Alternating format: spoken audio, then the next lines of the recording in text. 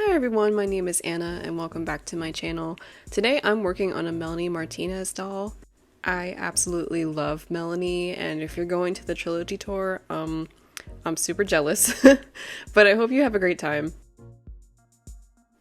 I've had this budget Draculaura for a while and I absolutely could not wait to transform her into Melanie. Also, please stay tuned and watch all the way until the end because I have a special announcement that I absolutely cannot wait to share with you guys. So first things first, we have to get her rerouted. Ironically, we are actually changing this doll from a split dye to the iconic green hair that Melanie has been wearing for her Portals era. I really like this hair. It's a nice quality hair from the Doll Planet, and it just really is so shiny and has so many tones just on its own. I considered mixing it with other shades, but I ultimately just decided that this hair was just pretty enough on its own. So I begin rerouting just the typical way that you do, going around in circular motions, filling in once you have that nice skillet going on there, and just filling in until we get to the roots.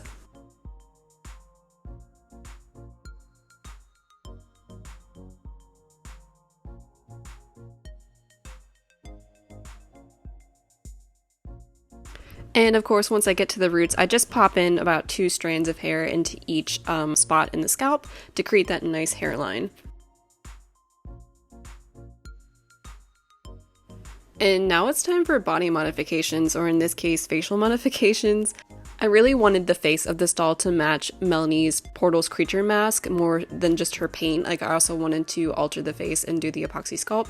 So I covered her cheeks and nose and just created a new nose and then put some onto her upper lip to create that really cute, just round creature face that Melanie has had for her mask and her makeup this era. I think the creature Crybaby is so cute, just a really adorable character that Melanie has come up with over the years. And of course, I also created the ears with all their many lobes, and I think it turned out pretty good. I'm also giving her some breast enhancements. Yeah, I just smothered them on and then just smoothed them down a little bit.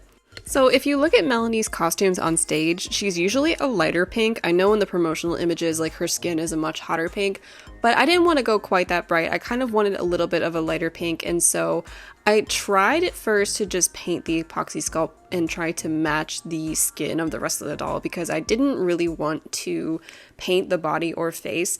Ultimately, that just wasn't going to work out, so I opted to just paint the whole head and paint it the same shade that I was using for the epoxy sculpt. This is my first time covering any factory part of the doll completely in paint, and I wasn't sure how I was gonna like the look of it. At the end, I ended up just blending it in a little bit with a couple layers of pastel blush just to give it a bit of more mattified texture. For the body, I didn't paint the rest of it. I just did a couple layers of body blush and applied ample blushing to both the face and body to give a nice pink hue. And I'm sorry I didn't really film the body blushing for this video. I have a video coming up that will have an extensive body blushing tutorial in it. But body blushing, as fun as it is just very messy, and it feels so good to finally just clean off my desk and give the whole body a spray of matte varnish finish once it's all done and just move on to the next step in the project, which in this case happens to be giving Melanie her claws. Using more epoxy sculpt, I gave her longer extended nails, and I think they turned out really nicely. It's kind of hard to make it so small that it fits completely onto the finger because it ends up kind of falling off the smaller you make it. And I also created these ridges on her hands to kind of mirror the details that are in her gloves. Unfortunately, I wasn't able to get super intricate with it. While working on the outfit, I use a mannequin doll to let the doll dry for a little bit and also to not be pulling the clothing on and off while testing the fit on an already finished doll. So I didn't really aim to copy any of Melanie's costumes. I got what I could gather and just honestly wanted to do my own thing. I found this gorgeous and high quality sage green knit fabric at my local fabric store, and I honestly fell in love with it. I thought it would make the perfect base for that outfit. I was inspired by the green costumes Melanie wore on her Asian tour. She wore a lot of really frilly, lacy green two-piece outfits, and I thought they were so adorable. So I used this pattern made from a pair of G3 Draculaura bikini bottoms to try and make a pair of these really nice panties. and I ended up cutting the lace that I was going to use to create nice scallops. However, it just ended up cinching the knit fabric so much that, like, although it looked really nice from the front, it ended up being too small to fit across her butt and the back. This fit my vision a lot more, but unfortunately it just wasn't going to work out, so I opted to do something a little bit simpler. I got the patterns out that I made for my Sabrina Carpenter shorts a few months ago and cut those up. It was a lot easier to fit them both onto the knit fabric and onto the lace, and I just did the simple thing and made a pair of shorts. I definitely wanted to make a pair of ballet slippers because Melanie has stopped wearing her socks and actually has started wearing like legitimate ballet slippers for her concerts. So this is my first time making shoes ever, and there was a little bit of trial and error. I think in the future it'll be a little bit easier because I'll use epoxy sculpt for soles and use fabric for the body of the shoes. This took me a couple times to make patterns. I had to make patterns for the sole and the actual body of the shoe, if that makes sense. Luckily, I had ample amounts of canvas and silk to pull this part of the project off, and learning to sew the shoe actually took a couple tries. What I ultimately opted to do was just line up the silk part of the body and sew along the canvas part of it and just fold it inwards so that the silk created a nice pocket in the shoe and it began to form like actual ballet slippers.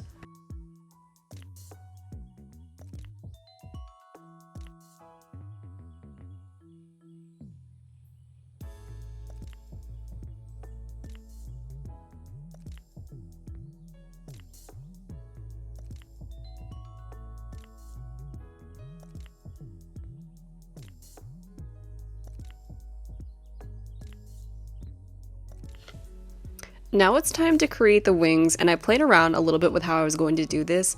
Initially, I wanted to create like a set of mesh fairy wings to look similar to the fairy soiree video, but what I really like about Melanie's costumes, especially in Portal's era and also in After School era, is like how she has these really abstract representations of what wings are like.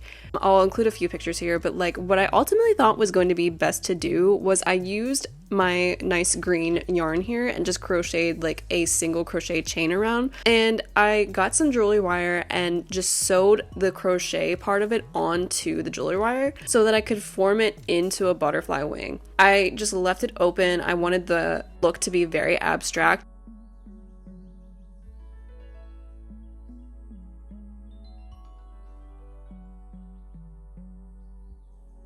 Once I got to the end, I just sewed the two edges together and then just repeated the same process to create the other wing.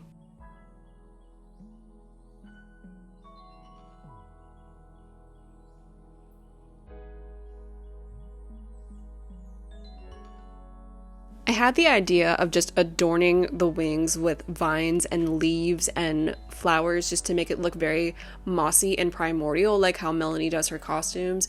I actually even bought like fake moss and was going to use it, but I ultimately felt like that would be just too messy. Even though it fit the vibe, I didn't feel like it was going to artistically fit. I felt like it was just going to kind of ruin the project a little bit. So I wrapped these ribbon trims around the butterfly wing to create this vine look, and I also found this really pretty green and pink speckled yarn that just reminded me so much of Melanie and Melanie's merch and Melanie's vinyls, and it ultimately looked like vines with little flower buds growing on them. And especially because I was going to glue these rosettes onto the wing, the whole thing just felt right, and I ultimately felt so blessed with these materials because even though it's not really creating any of Melanie's actual costumes, I really liked what I was able to do.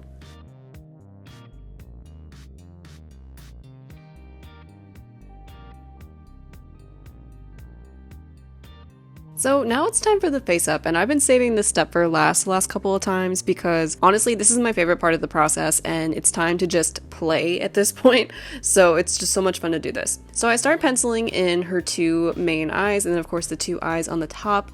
I forgot to mention earlier, but I made two eyelids out of epoxy sculpt for the upper two lids.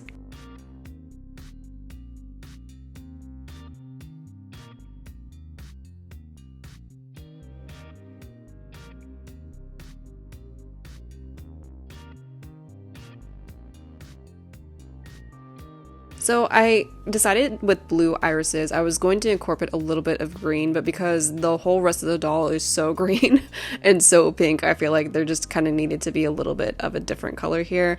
I go ahead and refine the details of her eyelids. I wanted like super pink eyelids on the bottom and top lids to kind of create this sense of, you know, like a really strong eyelid. And like I really like the way that Melanie's mask has like these really round highlighted lids. It's just really cool, and it just contributes to like the whole otherworldly look of the mask.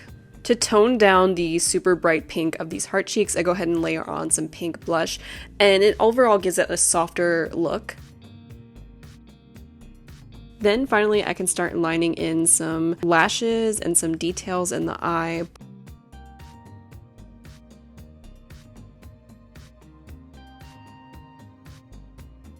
And finally, it's time to put on some graphic liner, and this is of course inspired by Melanie's real life makeup artist, Laurel Charleston, and she does such amazing work for Melanie. Like, her makeup looks are so amazing.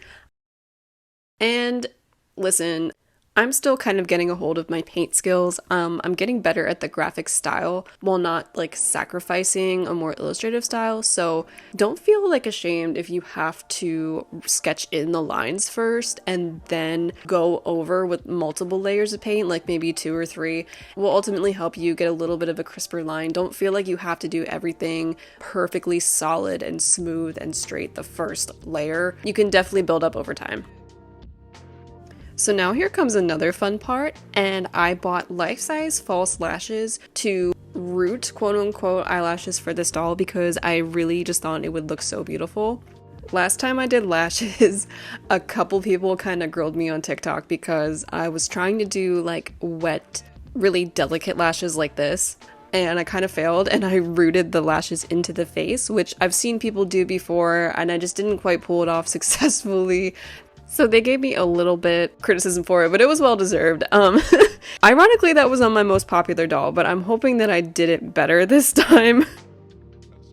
So originally when I was going to do the mesh fairy wings, I had gotten this glitter glue. I don't know what possessed me to get this glitter glue, but I thought it was really pretty. It was in like the kids craft section of Michael's, and I thought it was pretty, and I ultimately didn't have anything to use it for, and I just didn't want it to go to waste. I thought it would make a really pretty eyeshadow for Melanie's lids. The glitter just had some really soft pinks and greens, and I just thought it fit with the whole vibe of the doll, so I added some sparkle to her eyelids, and then of course added gloss to her lips and eyes. And finally, it was time to get her hair out of the cloth and boil wash it, and it came out looking really nice and smooth. Normally when I cut my doll's hair, I just go ahead and just like chop off a big chunk of it and then just slowly go through and refine it. I ultimately elected not to do Melanie's bangs. I really love Melanie's micro bangs with her mask, but I didn't feel like it was going to work out on the doll. I just really didn't want to ruin the reroot by doing that, and also I just felt like the bangs would be too short to try and fit with her eyes, and I didn't want, you know, the hair like kind of floofing up even though I had boil washed it, so I ultimately just did a very tapered side bang.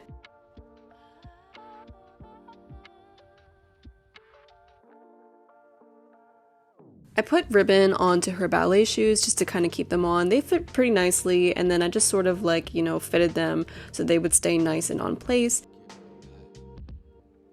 And I of course glued more flowers onto the ribbons of the shoes, and to finish off the motif I added more vines and had them growing up her legs.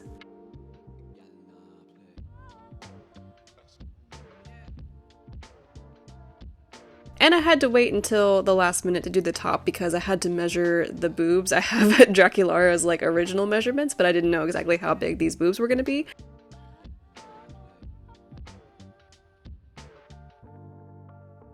And of course we're adding more flowers. I love making doll jewelry, like, and it was so much fun putting the earrings on all of these lobes, but like this is the most stressful part of the process, like this very end part where you're just trying to wrap up all these details. And working with doll jewelry, like I use jump rings and nail charms to create my earrings, and it was a little bit stressful, but it got done. And at this point I was really starting to feel proud of what I made. Like every doll has that step where you're just not sure if it's gonna look the way you want it to, but I started to really feel proud of what I had made here. Lastly, I love Melanie's headdresses that she wears on stage, so I crocheted a small chain once again and glued flowers on it to create a beautiful flower crown. And now it's time to see her all together.